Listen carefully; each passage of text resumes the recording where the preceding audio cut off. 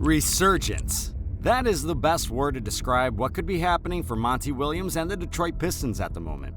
Just a few months removed from getting fired from his head coaching position for the Phoenix Suns, Williams lands a brand new gig with Detroit. Prepare yourselves for a brilliantly interesting story about how Williams rose through the coaching ranks, overcoming challenges and adversity, and how he intends to use his vast knowledge and experience to breathe new life into this young Pistons squad.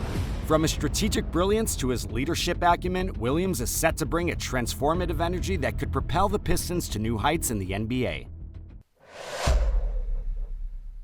Monty Williams started his coaching career in the NBA by jumping on with the San Antonio Spurs. He was able to work alongside the championship-caliber team as a staff intern in 2005 and later went on to win the NBA championship in that exact same year. Of course, this was just an internship after all, and he would be on the move again by the time the season came to a close. In the offseason, he was hired by the Portland Trail Blazers and their new head coach, Nate McMillan. This time, Williams wasn't an intern on the staff. He was hired to become an assistant coach for the organization and worked with them for 5 years in this position. He continued to learn and grow, later pushing himself into the head coaching conversation around 2010. The New Orleans Hornets chose to put their faith in him and hired him to become their head coach for the next 3 years. Suddenly, he was the youngest head coach in the NBA at just 38 years old. He pushed that team to a strong 46-36 record and a playoff appearance, providing upper management with full confidence in his abilities as their head coach. After another successful year in New Orleans, they awarded him with a 4-year extension. During the same year, the franchise renamed itself as the Pelicans. Naturally, the news broke of his extension, and it was noticed around the league. When a guy is inked to be the head coach of a team for that long, it makes other people wonder what he's doing right. That helped him to get onto the United States national team in the Summer Olympics during 2016. He was an assistant coach alongside other notable names like Tom Thibodeau and John Bonheim. Monty found success in the Olympics as well and returned to his regular job with the Pelicans. However, ownership was growing frustrated with their complacency. See, Williams was consistently helping them finish above 500 on the year, but they were really not a consistent playoff team. The final straw was during his 5th year with New Orleans. He led them to a 45-37 record and an immediate first-round elimination to the Golden State Warriors in the playoffs. The franchise later relieved him of his duties as head coach. He stepped away with a 173 and 221 regular season record, but an abysmal 2-8 playoff record at that time. Despite promising seasons, he was never able to really get them going deep into the postseason, nor did he ever generate a significant amount of regular season wins. It's not always easy for a fired head coach to simply jump back into a different head coaching job.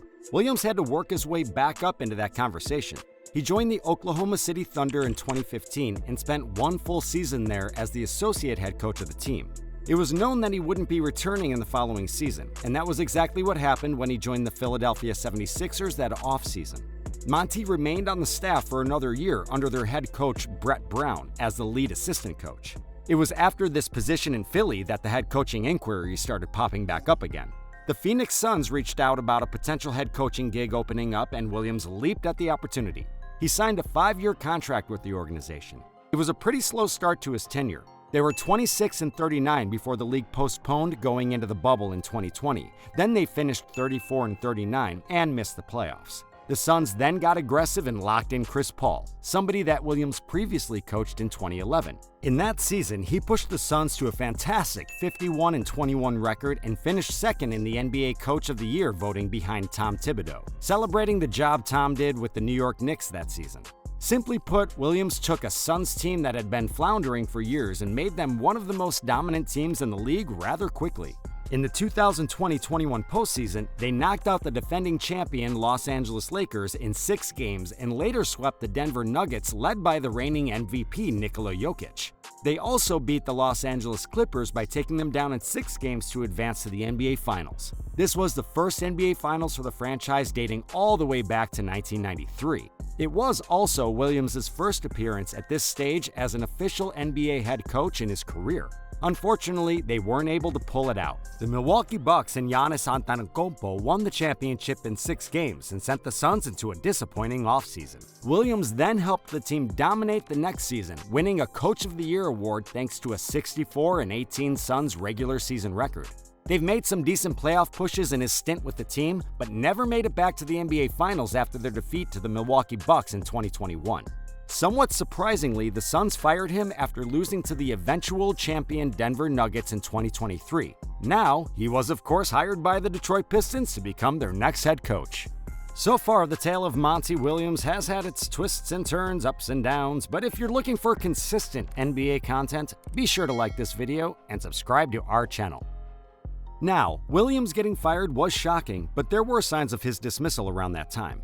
First things first, the Suns just got a new ownership with Matt Ishbia taking over and getting involved in basketball operations. I'm sure he didn't like watching his team get blown out of an elimination game against the Nuggets after making a huge trade for Kevin Durant, not to mention that Williams openly stated that he was responsible for the team not being ready to play in that game.